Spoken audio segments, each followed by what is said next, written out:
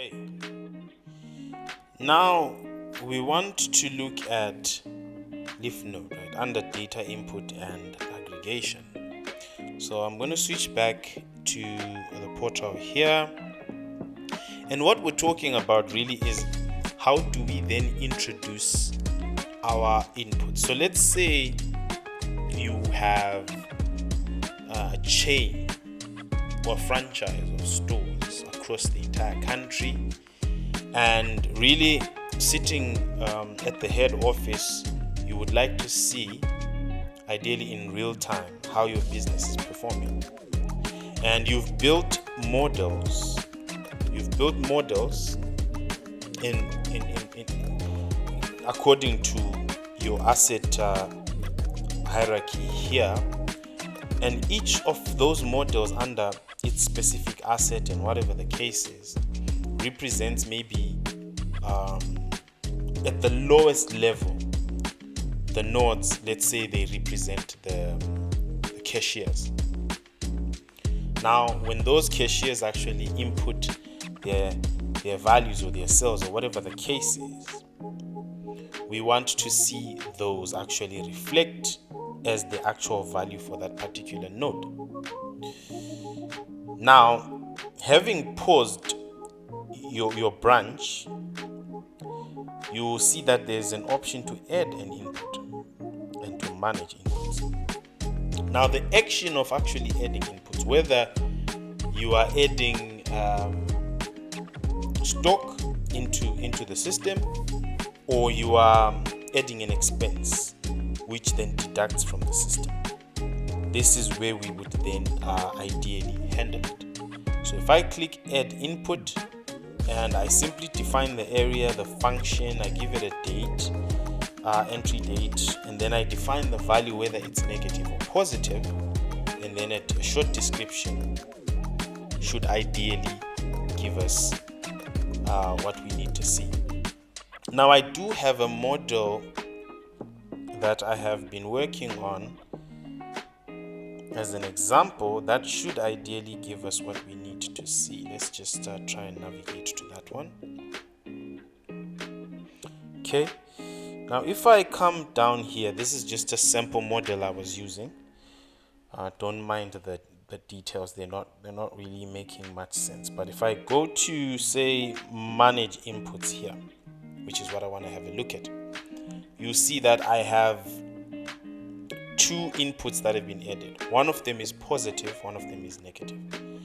Now in that day-to-day scenario, right, let's say just the cashier as a node. As I keep adding my inputs, whether they are positive or negative, a positive one could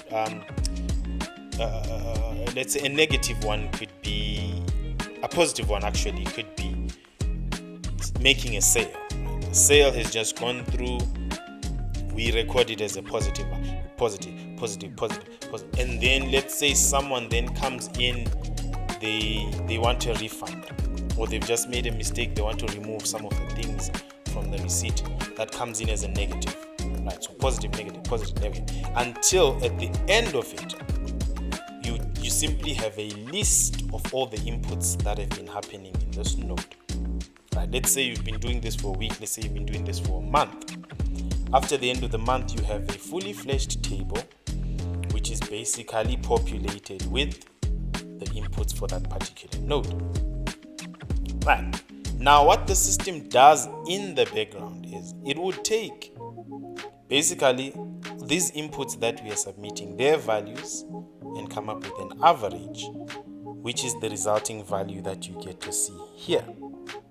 Right, now if I go back here, say manage inputs, 2500 minus 35 would give us this final result. So on a large scale, just by looking at this node, I can see whether or not this node is doing well. Right, are we making a profit just from this node? Are we making a profit? Are we making a loss? Or generally, how many sales, how much in sales have we made from this particular node? Okay, so now if I then have a look at it from that example, let's say I have a chain. Let's say I have a chain of those nodes. Let me just go back to this model. Okay, let's say I have a chain of cashiers sitting here. Don't mind the data, but I have a chain of cashiers sitting here at the bottom. And each of those cashiers are doing exactly what we just described from the previous model. I would then define in my formula how the resulting value for the parent node will be computed. Right. In this case, it will just be a simple addition. Let's just add all of these nodes so that we get the total sales that we've made. Going up to the upper node, we would then now say maybe there's another branch that was tracking stock levels, for which every input was adding to the stock. Now I would then take the stock levels, or whenever we purchase new stock, I would consider it as having removed, like it's an expense. We had to buy stock. So I would then consider, in my formula, I would define it to explain as such. So that now when you take the sales that you're making and the purchases that you're making from stock, you then get the final result, which is sales minus stock, and then you're already on your way to understanding what your profit looks like.